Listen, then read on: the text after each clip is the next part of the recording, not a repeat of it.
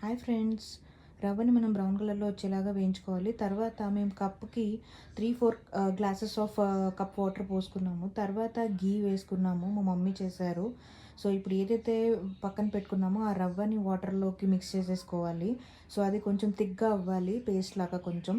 తర్వాత కొంచెం మనం డ్రై నట్స్ ఏదన్నా ఫ్రూట్స్ యాడ్ చేసుకుంటాం కదా! సో, అవి కొంచెం ఘీ ఏసుకొని ఫ్రై చేసుకోవాలి బ్రౌన్ కలర్‌లో వచ్చేలాగా. తర్వాత వాటిని మనం లాస్ట్‌లో సర్వ్ చేసుకుందాము. ఇప్పుడైతే షుగర్ యాడ్ చేసుకుందాము. మేము ఇంకా యాడ్ చేసుకున్నాము. బట్ మీరు ఎంత తింటారో దానికి తగ్గట్టు షుగర్ యాడ్ చేసుకోండి. తర్వాత ఇలాచీ పౌడర్ యాడ్ చేసాము. ఆల్రెడీ పౌడర్ ఉంది.